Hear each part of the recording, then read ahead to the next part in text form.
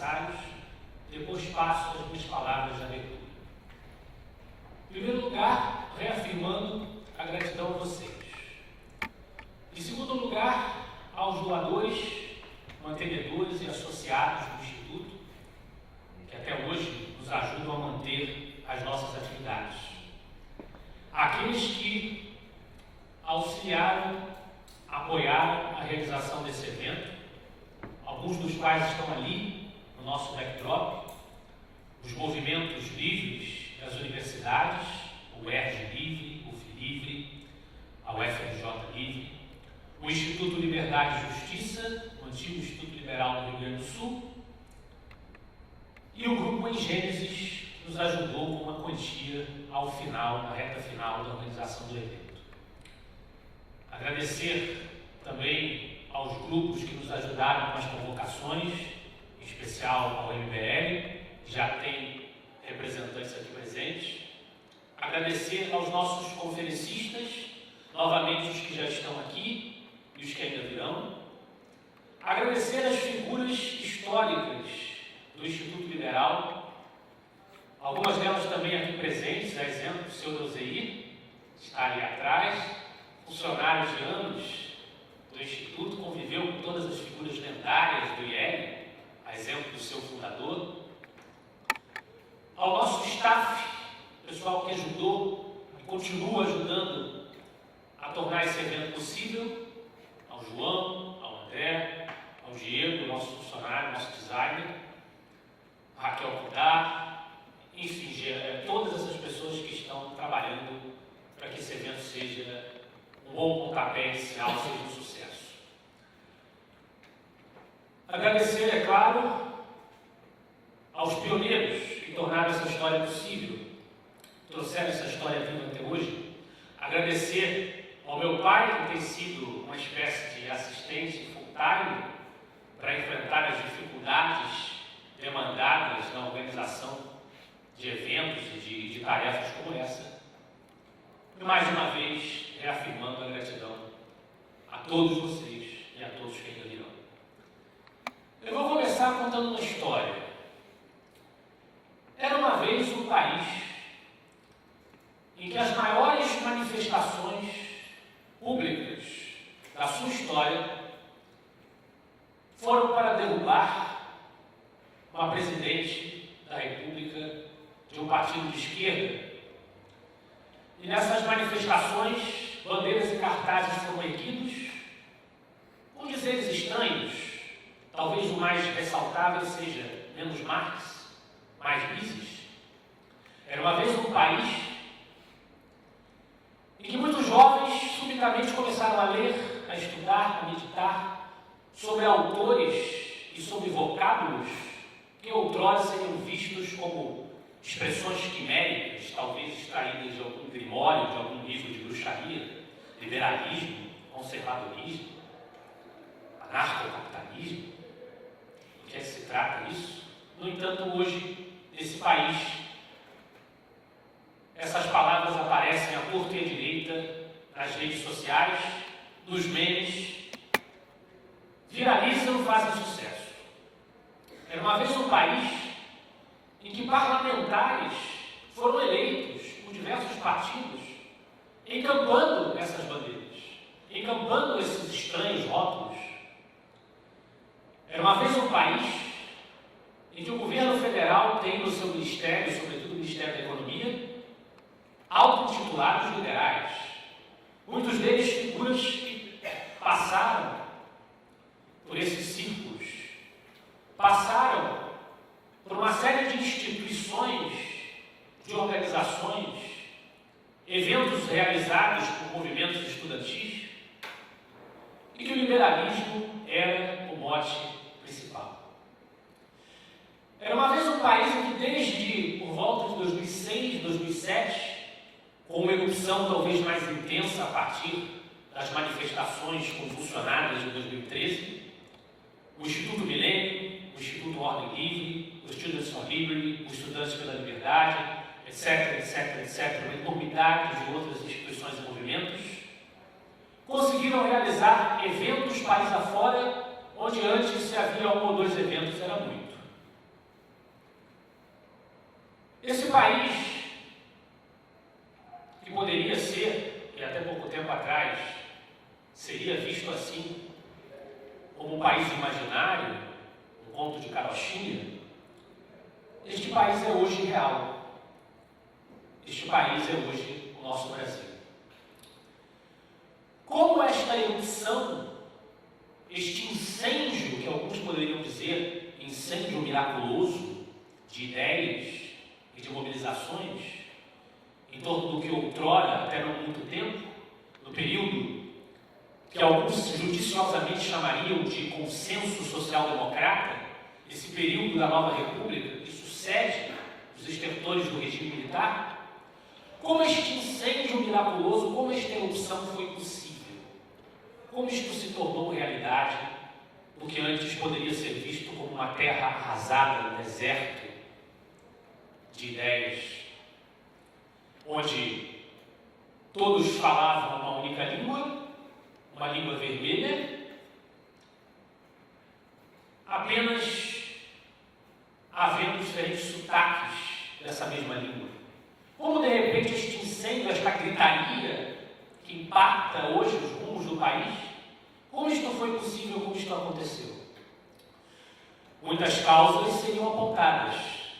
Uma delas, o esgotamento do ciclo lulopetista. O ciclo em que estas ideias à esquerda, que predominavam, que eram hegemônicas, que ainda têm a predominância, começaram a demonstrar de forma muito explícita e muito notória a sua falência, o seu esgotamento, o seu fracasso, a sua incapacidade de conduzir o país para rumos prósperos, como toda a sociedade efetivamente deseja.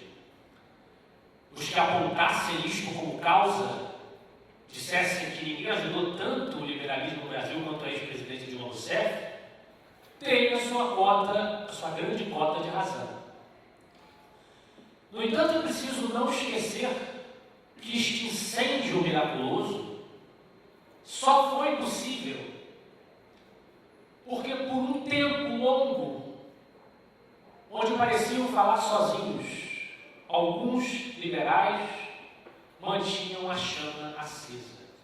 Uma chama solitária, uma chama ignorada, cercada de ostracismo, de silêncio, mas uma chama viva, sem a qual o incêndio não seria disparado. A geração contemporânea de liberais deve muito ao esforço desses pioneiros que, como o professor Antônio Paim diria, começaram a fazer o trabalho que as gerações anteriores não fizeram, o trabalho de um contato com o liberalismo estrangeiro, com as referências internacionais, sem deixar de cultivar as boas e nobres referências do Brasil, sem deixar de cultivar a nobre tradição liberal brasileira, pronta a enfrentar uma série de obstáculos, invertebrada. Nunca nada está garantido, nem este incêndio que nós hoje vivenciamos oferece qualquer coisa de garantido. A qualquer momento, nós podemos ter surpresas desagradáveis, e é por isso que importa que nós tenhamos como lema a máxima de que o preço da liberdade é a eterna vigilância. Nós sempre estamos perto de perder aquilo que nós conquistamos. Mas esses pioneiros, esses desbravadores que mantiveram essa chama acesa, fizeram esse esforço de permitir, de possibilitar esse diálogo com o liberalismo estrangeiro. Trouxeram pela primeira vez para a nossa língua, para o nosso meio, obras de autores que outrora eram conhecidos apenas por círculos muito pequenos, como, por exemplo, no pensamento do professor Eugênio Boudin, que já lia os autores da escola austríaca. Esses desbravadores trouxeram ao Brasil um contato mais direto com Hayek, com Ayn Rand, com o próprio Mises. E sem eles, esta coqueluche, esta avalanche de literatura, esta avalanche de vocábulos, esta avalanche de ideias, esta avalanche de grupos,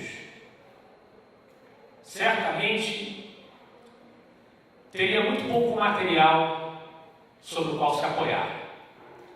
Estes desbravadores, e nós poderíamos citar aqui vários nomes, o professor Alberto Liva, Iratan Borges de Macedo, Og Leme, Ricardo Vélez Rodrigues, mais jovem, o nosso Catarino, que aqui está e já vai dizer algumas palavras para vocês. Mas a grande maioria deles se reuniu sob a égide de uma instituição que existiu graças à coragem, à ousadia de um empreendedor que teve a capacidade de mudar os rumos da sua vida quando achou por bem não trabalhar para o governo, um empreendedor que ousou seguir um caminho diferente, nadar contra a maré, que decididamente convencido de que as ideias com as quais travava contato eram o caminho da prosperidade, era o caminho promissor para qualquer sociedade, para qualquer nação do Brasil não seria diferente, resolveu fundar uma instituição dedicada à difusão dessas ideias. Eu me refiro naturalmente a Donald Stuart Jr., um empreendedor de origem canadense, mas brasileiro, carioca, da Gema, que fundou o nosso Instituto Liberal. E que estava fazendo o Instituto Liberal quando explodiu esta coqueluche, esta avalanche de ideias, de movimentos, de grupos, e quando estas palavras passaram ao vocabulário corrente? Para explicar isso, eu vou contar outra história. Era uma vez um jovem estudante de jornalismo da UFRJ que vivia frequentando as aulas do que ele chamava de igreja Foucaultiana, porque a hegemonia absoluta era dos pensadores da esquerda, de Foucault, da escola de Frankfurt. Frequentava um ambiente, fez amigos, fez colegas, mas passava a maior parte do tempo em silêncio, porque o ambiente não era minimamente acessível à conversa, ao diálogo. Porque os seus colegas e os seus professores eram aqueles que falavam sotaques diferentes da mesma língua, que precisava ser rompida. Esse jovem estudante de jornalismo buscou um espaço em que ele pudesse encontrar não seus iguais, porque igualdade não está com nada, mas os seus pares, aqueles que tinham ideias parecidas, convicções parecidas, e onde ele pudesse expressar as suas ideias, as suas afeições de pensamento, os seus sentimentos. O Congresso de História de Jornalismo foi realizado em 2014, nos últimos anos do curso desse jovem estudante, no ano do centenário do jornalista Carlos Lacerda, um dos mais importantes jornalistas do país. E esse jovem resolveu, coitado, apresentar um trabalho sobre Carlos Lacerda para esse congresso. O pensamento de Carlos Lacerda sobre o jornalismo. Ora bolas, centenário dele, um dos personagens mais importantes da vida pública brasileira, goste-se dele ou não, concorde-se ou não, imagina-se que o texto será acolhido, que o material será recepcionado. No entanto, não foi, sem qualquer justificativa, e depois esse jovem ficou sabendo que havia trabalhos no Congresso sobre super-heróis americanos, né? Homem-Aranha, o Batman estavam lá, mas Lacerda não podia estar. Então esse jovem buscou um espaço para poder expressar essas ideias e para poder publicar este artigo no primeiro momento. E este espaço ele encontrou no Instituto Liberal. Esse jovem não conhecia a EPL, SFL, Instituto Mises, Milênio e todos os outros que estavam na crista da onda naquele momento. Não conhecia ninguém, não tinha contato com ninguém. A porta que ele encontrou foi o Instituto Liberal. Então, o que o Instituto Liberal estava fazendo naquele momento era dar voz a novos pensadores, agitando o seu blog com a publicação de artigos, tornando-se ali uma das referências virtuais na difusão das ideias liberais, fazendo aí o seu curso ao mundo virtual. E foi ali que esse jovem encontrou o seu espaço. De lá para cá foram cerca de 5 anos. Esse jovem lançou 2 livros, escreveu artigos e coletâneas, viajou pelo país, participou de vários eventos, conheceu gente que nunca imaginou que ia conhecer. E no final do ano passado, ele foi convidado a assumir a direção do Instituto Liberal. Este jovem, naturalmente, é este que vos fala hoje, que diante dessa constatação, diante dessa trajetória, dessa vinculação, afirma que a sua parca biografia e toda aquela que ainda virá a ser construída está indissoluvelmente ligada ao Instituto Liberal. Por isso, ao assumir esta função, entendi que deveria assumi-la com um enorme senso de responsabilidade, senso de gratidão, e que deveria prestar devido tributo, a devida reverência aos fundadores, aos construtores, aos edificadores. Deveria trazer para o centro do palco, para os holofotes, aqueles que protagonizaram o começo dessa história e que nos trouxeram até aqui. Iniciei uma série de medidas, reformei o nosso site, ajudei em alguns eventos, mas hoje dou um passo que considero fundamental para marcar esta nova etapa e para devolver um pouco ao Instituto Liberal do que dele receber. A realização desta conferência, que eu espero seja apenas a primeira de muitas, porque o instituto mais antigo, mais tradicional do liberalismo no Brasil precisa ser vivo, precisa trazer vida ao movimento liberal do Rio de Janeiro. Por isso que bolei esta conferência, a primeira conferência do Instituto Liberal, este tema que diz respeito aos grandes desafios com que todo liberal irá se preocupar: o desafio da participação no processo decisório, o desafio da prerrogativa individual, o desafio da economia de mercado, o desafio de entronizar na nossa sociedade essas conquistas que são tão fundamentais nisto que alguém chamou o caminho da prosperidade, para que escapemos do caminho da servidão.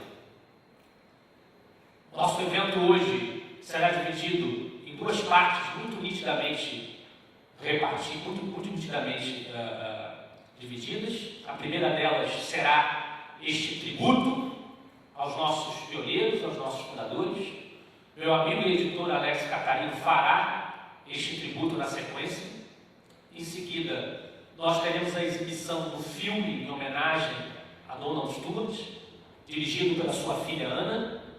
É um filme de 2 horas. Na primeira hora, nós teremos contato direto com a personalidade desse pioneiro, com a personalidade desse desbravador. Na segunda, contato direto com seu envolvimento com o liberalismo e com a fundação deste instituto. Depois teremos uma pausa para o almoço. Na sequência, os nossos painéis refletindo sobre as perspectivas do capitalismo e da democracia no século XXI. O primeiro painel sobre o capitalismo e a crise de 29, com Rodrigo Constantino e Roberto Lacheski. O segundo painel sobre a democracia e os 80 anos da Segunda Guerra Mundial, o professor Paulo Emílio Macedo e o comentarista político Alexandre Borges. Na sequência, porque se nós queremos democracia, se nós queremos capitalismo, precisamos estar vivos, um painel sobre segurança com o representante do movimento Tolerância Zero, Rafael Oliveira, e com o nosso amigo Roberto Mota. Finalizando este dia, que eu espero que seja um dia de elucidação, um dia de reflexão, um dia enriquecedor para cada um de nós, um painel de políticos, um representante do nosso parlamento, deputado Marcel Van Hatten, deputado Arthur Duval e o deputado Luiz Felipe de Orleans e Bragança. Eu espero que, honrando estes que mantiveram a chama acesa, nós possamos trazer contribuições valiosas a este incêndio. Nós possamos retomar os laços com o nosso passado e construir um movimento que se assente a mais sólida e genuína tradição. Que nós possamos nos encontrar muito mais vezes, que este seja um primeiro passo e que o Instituto Liberal receba o reconhecimento que merece de todos nós que hoje levamos adiante esta tocha, que com tanta dificuldade foi mantida acesa. Eu vou passar a palavra ao meu amigo editor Alex Catarino, da EVN Editora, membro da Edmund Burke Society, da TSL Society, da Philadelphia Society, entre outras referências que ele tem no currículo. Mas a mais importante para nós hoje é a história que ele tem nesse instituto. Ele que conheceu os seus grandes nomes, ninguém melhor do que ele para me suceder e prestar a eles o devido tributo. Mais uma vez, muito obrigado a todos e nós vamos nos ver muito ao longo do dia.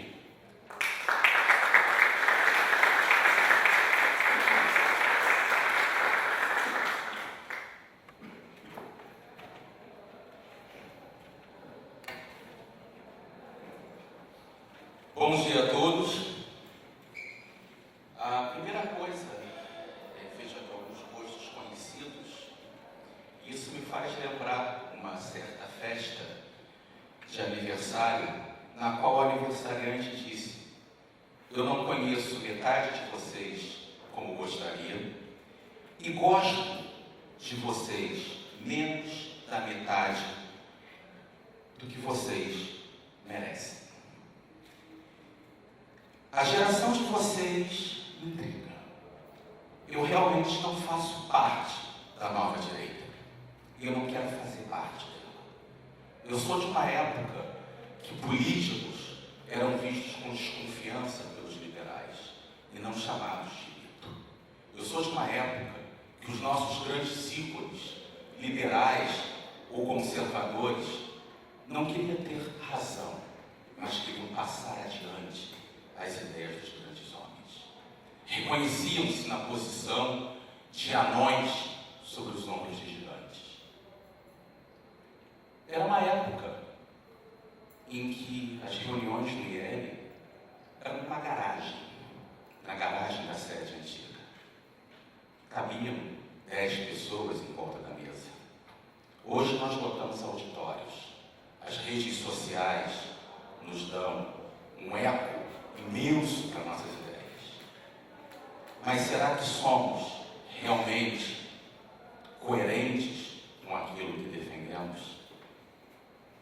Eu não nego a minha visão de um velho rabugento jesuíta.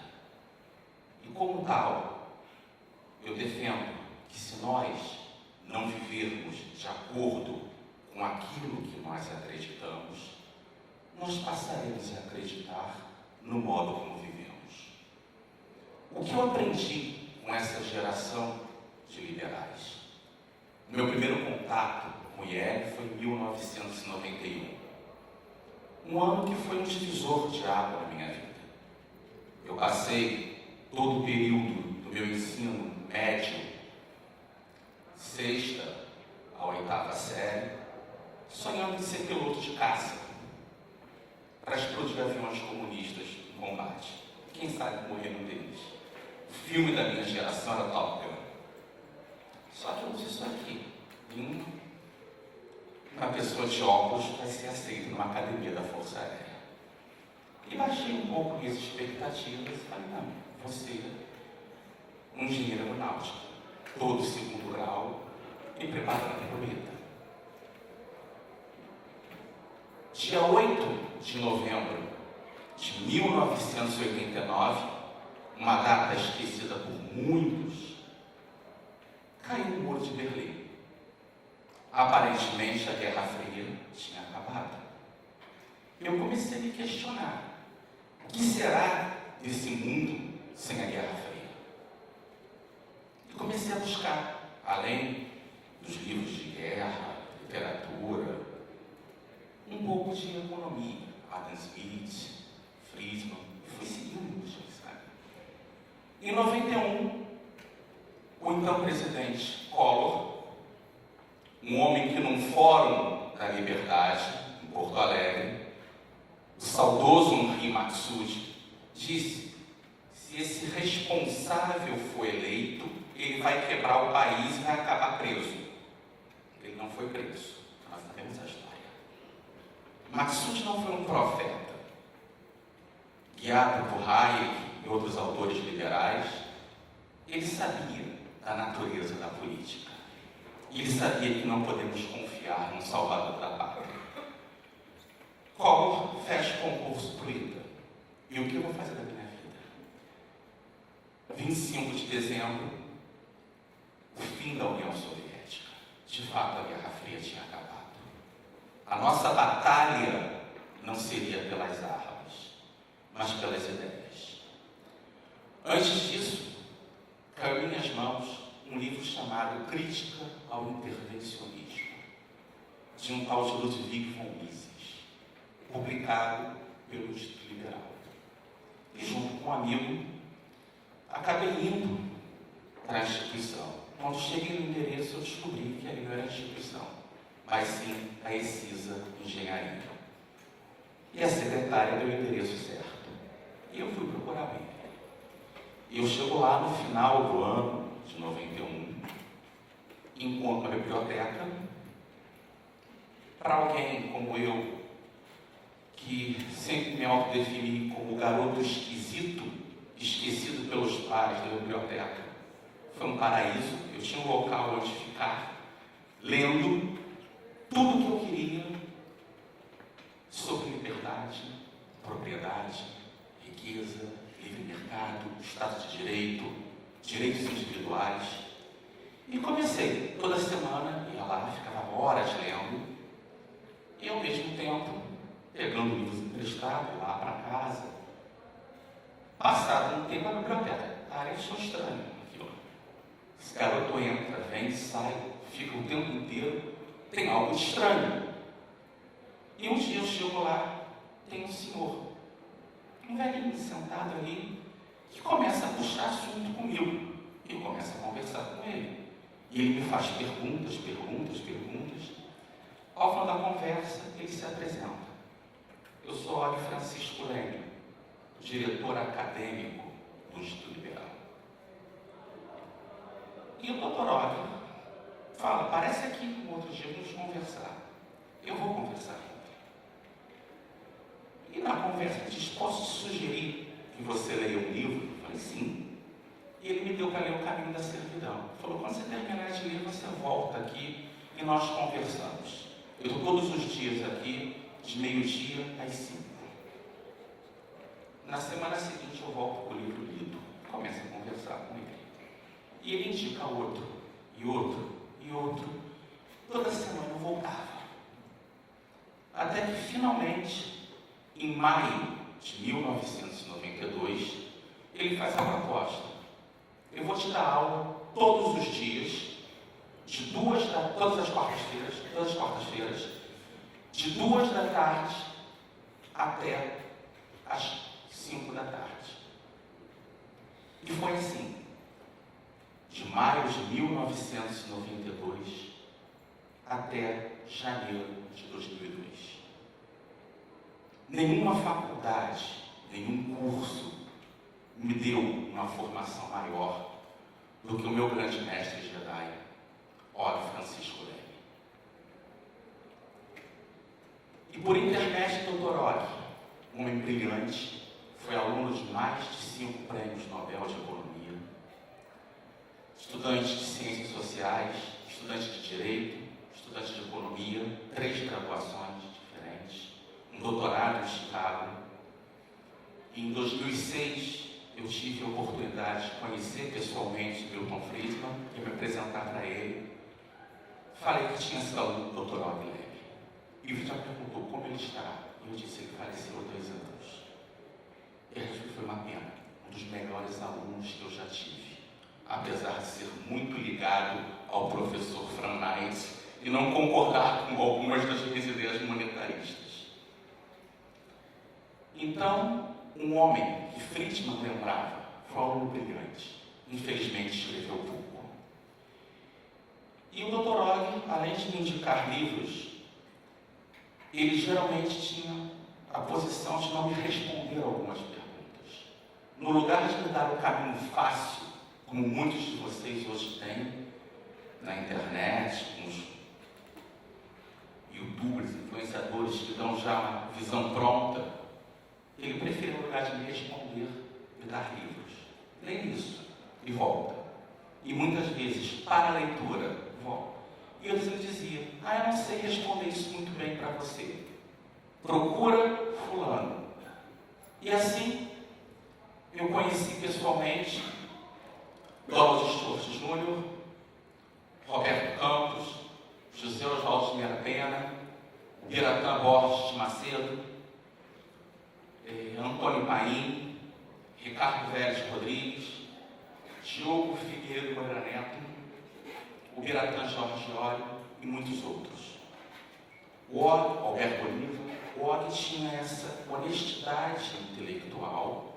Muitas vezes ele não se achava de fato a pessoa mais adequada para explicar um determinado assunto.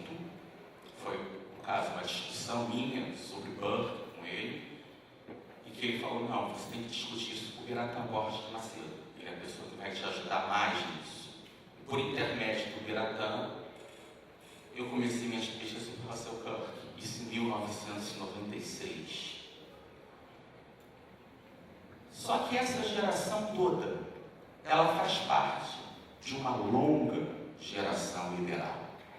O liberalismo é, por excelência, a filosofia política que está mais de acordo com as instituições brasileiras. E se nós analisarmos o pensamento de Donald Stuart Jr., ele vai trabalhar a visão dele de uma sociedade liberal, discutir a importância das instituições. O marxismo e as outras diferentes formas de socialismo ou intervencionismo podem ser dominantes na cultura, na mídia, na universidade. No entanto, com todos os defeitos das nossas instituições políticas, o Brasil ainda tem uma raiz liberal, institucional, criada pela Constituição de 1824, pela Constituição de 1891, que permanece. Tanto que, quando um governo autoritário tentou deliberadamente transformar o Brasil numa Venezuela, a população se levantou. Só que a população se levantou muito mais numa agenda negando uma situação. A força da chamada nova direita foi o antipetismo. E eu não quero adotar uma agenda negativa. Eu não quero combater algo. Porque esse algo desaparece. E depois nós nos tornamos o quê? Um eco dessa luta. Os liberais, os conservadores originários, não os reacionários imobilistas que andam por aí usando erroneamente o rótulo de conservador. Mas o verdadeiro conservador que quer conservar, assim como Edmund Burke, as liberdades individuais, o Estado de Direito, a economia de livre mercado e o sistema representativo, ou seja, os conservadores que querem conservar os grandes patrimônios que o liberalismo clássico nos legou, devem ter uma agenda propositiva e não reativa. Nós precisamos de ideias. Como disse Mises em suas lições, ideias, somente ideias, podem iluminar a escuridão. Só que não são ideias fundadas num idealismo, numa visão abstrata, não são ideologias. E é um ponto que o Dr. Og Leme sempre ressaltava. O que é o liberalismo? Ele perguntava. E a resposta era simples. E quando José Guilherme Melchior, ele dizia, o liberalismo não pode ser facilmente definido, porque é um fenômeno histórico. Apenas seres ahistóricos são definíveis.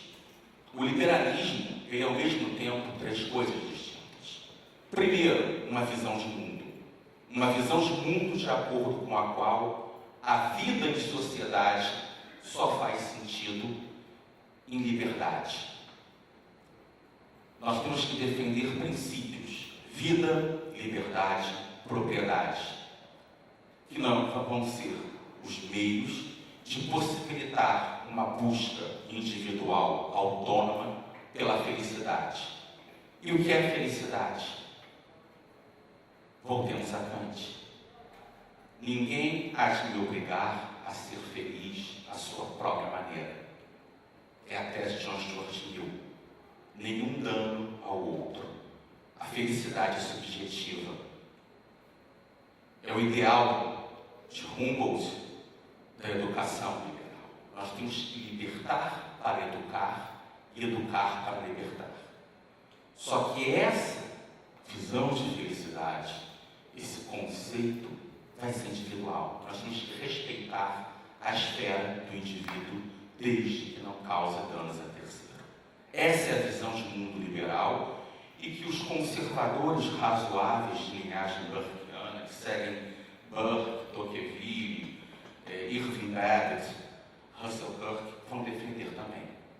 Eu não posso interferir na autonomia do outro desde que ela não fira terceiros. No segundo lugar, o liberalismo é uma doutrina em defesa desses princípios, mas das instituições que tornam possível a aplicação deles na sociedade. São eles o Estado de Direito, a economia de livre mercado e o sistema representativo, nessa ordem.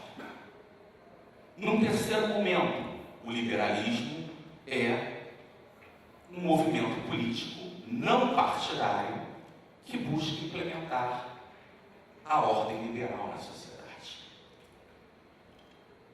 Essa é uma grande missão do Dr. Ogg, entender essas três dimensões do liberalismo e entender que a disputa entre o liberalismo vai se dar com toda forma de intervencionismo.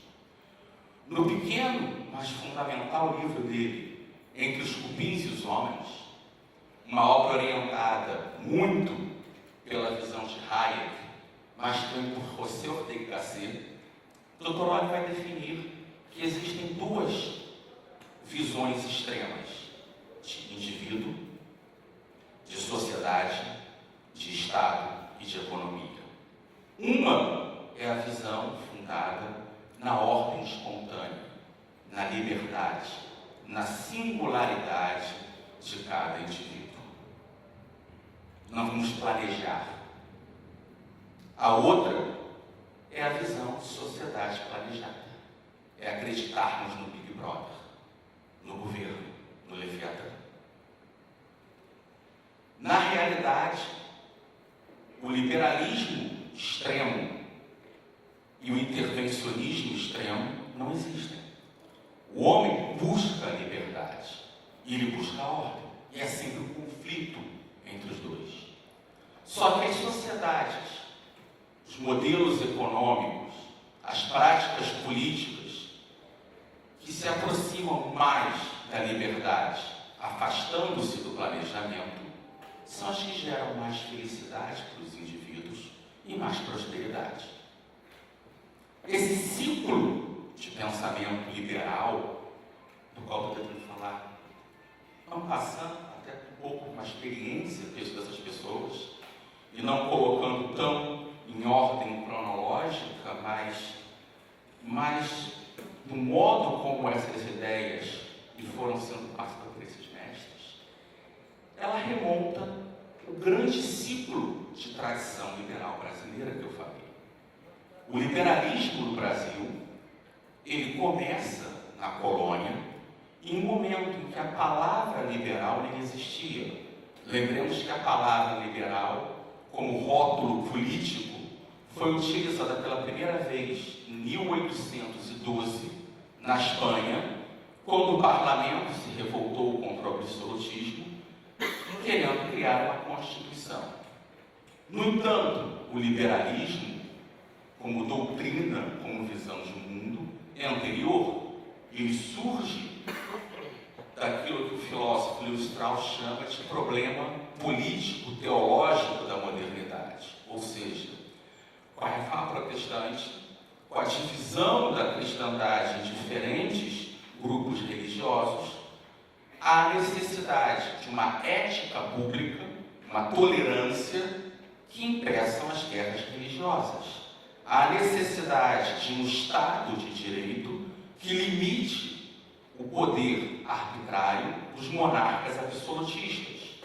Há a necessidade de uma defesa do livre mercado para limitar o intervencionismo do mercantilismo, a forma de sistema econômico das monarquias absolutas. E há, por fim, a necessidade de consolidar a representação, a democracia liberal. O liberalismo não é uma ideologia criada por um único pensador, mas um corpo doutrinário desenvolvido ao longo da história para dar respostas. É a grande contribuição dada pelo professor Antônio Paim ao debate, não só do liberalismo, mas da filosofia como um todo, ao ressaltar a necessidade de entender a filosofia pela perspectiva dos problemas. Um grande filósofo é aquele que nos dá as grandes perguntas, muitas vezes com respostas erradas. Cabe a cada geração dar a resposta correta àquelas questões filosóficas, aquelas questões políticas e econômicas. E nesse ponto, a primeira geração liberal brasileira era uma geração em que estava dividida entre os liberais radicais, hoje nem mais vistos como liberais, figuras como Frei Caneca, muito influenciados por Rousseau, esse radicalismo revolucionário, e os chamados liberais moderados. A primeira grande geração liberal do Brasil é a geração dos construtores, figuras como Hipólito da Costa, Silvestre Pinheiro Ferreira, Visconde de Cairu. A segunda grande geração é a geração que vai consolidar o sistema representativo, a nossa interpretação constitucional. É o liberalismo no debate entre os liberais luzias, ou seja, o Partido Liberal do Império, e os liberais Saquarema, os conservadores. É um liberalismo de homens como Visconde de Uruguai, Marquês de São Vicente, Bernardo Pera de Vasconcelos, Teófilo Otoni, Joaquim Nabuco. Essa geração é a principal geração liberal até o surgimento do IEL nos anos 80. Essa geração, eu lembro aqui de uma frase importante do Visconde de Cairu, ele vai dizer, do Visconde do Uruguai, que é o seguinte: para copiar as instituições de um país e aplicá-las a outro, no todo ou em parte, é preciso primeiro que tudo conhecer o seu jogo perfeito e completamente, não apenas copiar servilmente, como temos feito muitas vezes e mal. É importante acomodá-los com um critério como convém. Quando Donald Stewart, no livro dele sobre a sociedade liberal, a organização da sociedade liberal, vai discutir a proposta dele, radical e inovadora, de entregar o monopólio tributário para os municípios, pois nós vivemos em municípios, não em Brasília, não na União. Ele mesmo diz: temos que fazer, este é o nosso norte. No entanto, a implementação de tais medidas, incluindo as mais radicais, deverá ser feita de acordo com a possibilidade. Nós temos que ir adaptando e tornando isso possível. Essa primeira grande geração liberal tinha isso em noção, essa noção. E sabia que esse liberalismo, para ser algo viável no Brasil, precisava de duas coisas: Por um lado, o conhecimento universal da doutrina, não só a doutrina clássica de Locke, Montesquieu, Adam Smith, mas a renovação dela com as novas obras de Tocqueville, Benjamin Constant, John Stuart Mill, Jeremy Bentham, David Ricardo e outros pensadores que iam surgindo nessa ligação com o pensamento internacional. Por outro, conhecimento da nossa realidade. Nós temos depois a nossa terceira geração liberal, que é a geração da República. Nomes como Rui Barbosa, Armando de Oliveira Salles, Eugênio Goudin. República Velha. E temos aí sim o ocaso do liberalismo. Vargas, o homem que chegou aqui no Rio de Janeiro, o nosso Hitler, o nosso Stalin, o ditador, a pior coisa da história do Brasil, que por 15 anos destruiu toda a tradição liberal do Império e da República Velha. E esse ciclo autoritário se mantém até 85, mesmo com algumas exceções, como é o caso de um Carlos Lacerda, no período anterior. E com a abertura surgem esses novos pensadores, esses novos ativistas que querem trazer o liberalismo como uma alternativa viável ao patrimonialismo brasileiro. E eu encerro aqui lembrando de 4 pessoas, cada uma delas com uma contribuição. E a pergunta não é o que essas pessoas fizeram, é o que vocês hoje podem aprender com elas. A primeira pessoa é, claro, Donald Stuart Jr., nascido em 1931, falecido prematuramente em 99. Donald nos deixou 2 livros fundamentais. O primeiro, que é o Liberalismo, já tem pré-venda na Amazon. É uma obra que no mundo não se encontra uma síntese tão boa para explicar o que é o liberalismo. E ele faz isso abertamente em perspectiva da escola austríaca. O Donald, uma das pessoas mais gentis que eu conheci, com um senso de humor brilhante, ao mesmo tempo muito reservado. Os 2 hobbies principais dele explicam a capacidade de síntese dele. Era um homem apaixonado pelo hipismo, então frequentador do Jockey Club, a nata da sociedade brasileira, mas ao mesmo tempo um apaixonado por samba, se tornou amigo do Cartola, vivia na Mangueira tocando violão, cantando. Então conhecia o povo real. A capacidade dele de circular entre as camadas mais humildes e a nossa elite possibilitou a ele, junto com um senso de humor, uma mente lógica de um engenheiro e a capacidade de ser um grande empreendedor, de levar as ideias numa linguagem clara, objetiva. E precisamos disso. Por outro lado, a preocupação sempre de transformar ideias em ação. Era um empreendedor nato. Era um homem que queria transformar o Brasil no que ele poderia ser, combatendo o que ele chamava de o roubo do futuro. O que é o roubo do futuro? Os políticos estão roubando o nosso futuro e nós não gritamos por isso, porque nós não conhecemos esse futuro melhor que nós poderíamos ter. Se eu roubo a bolsa de vocês, eles não gritavam atrás de mim. Mas se eu roubo um futuro que vocês não têm ainda, vocês não sabem. Essa é uma grande lição do Donald. Nós não podemos deixar que os políticos do Brasil, mesmo os que se dizem liberais ou conservadores, continuem roubando o nosso futuro. A segunda grande figura que eu lembro aqui, Dr. Oglen, que eu já falei.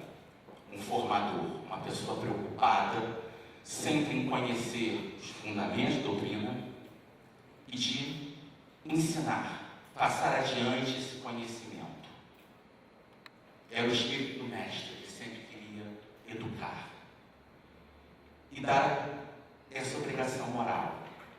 Você tem como dever ensinar o que eu estou te passando. Você tem que ensinar o que você aprender. O terceiro nome, José Oswaldo de Meratena, nascido em 1917, faleceu com 100 anos em 2017. E o Meratena, o eixo dele de pesquisas, foram basicamente duas temáticas principais. Por um lado, a psicologia social. Usando Jung, ele tentou colocar o Brasil no divã. Não se pode reformar uma casa se nós não conhecemos a casa que queremos reformar. E o Meratena tentou compreender a mentalidade brasileira, as instituições brasileiras, com a visão dele de psicologia social. E, por outro lado, lutar contra o patrimonialismo, contra a burocracia, apresentando um plano liberal para combater as mentalidades, as instituições que tornam a injeção do nosso país. A burocracia, teoria da libertação, o marxismo, o intervencionismo. A quarta figura, o Biratã Borges nascido em 1937, faleceu em 2007. Ele primeiro, como historiador do pensamento, discípulo de Antônio Paim, se volta a compreender a nossa herança liberal do Império e como ela permanece em nossos dias. E no segundo momento, o desafio da justiça social, da ética, da teoria do direito, a importância de transformar tais princípios no debate acadêmico que norteia hoje e justifica muitas das práticas de nossos adversários. E o Biratã trazia uma novidade, dizendo, olha, o nosso grande debate nos anos 80 não vai ser com os socialistas, eles perderam a batalha. O nosso debate tem que ser com os social-democratas. Uma aliança dos liberais com o PSDB no primeiro momento pode ser interessante para privatizar, para chegar ao poder. Só que nós temos que nos separar deles logo, senão a esquerda volta. E foi o que aconteceu. Então, eu acho que retomar as obras desses quatro grandes homens, Donald Stuart Jr., Og Francisco Leme, José Oswaldo de Meratena e o Biratã Borges de Macedo, assim como um quinto nome ainda vivo, o professor Antônio Paim, com 92 anos, lúcido e com 4 livros inéditos que eu vou publicar ano que vem, além de estarmos reeditando os outros 40 volumes de obras dele, é prestar um tributo a uma geração que construiu os alicerces do que nós estamos aqui hoje. Muitos de vocês não conhecem esses homens, as obras deles. Assim como muitas pessoas, ao olhar para um grande edifício, não conhecem os pilares que estão debaixo da terra. Mas são esses pilares que irão nos sustentar, além dos passageiros governos, além das brigas de redes sociais. Somente nos voltando a esses fundamentos é que teremos um verdadeiro movimento liberal, criando uma sociedade mais livre, justa e próspera. O que eu faço a vocês é convidar a conhecer esse patrimônio. E espero que esta primeira conferência do IEL seja apenas uma introdução. Muito mais deve ser feito. Cursos, palestras, seminários. Eu tive a honra de, entre 98 e 2002, organizar, junto do Dr. Og, diversos cursos de formação na IEL. Éramos poucos, mas mas existiu o empenho da formação, do estudo e do debate. E eu convido todos a isso. Eu sei que o Lucas se empenhará para isso. Cabe a vocês ajudá-lo para que esse trabalho não morra. Obrigado a todos. Espero ter tempo de vê-los ao longo do dia.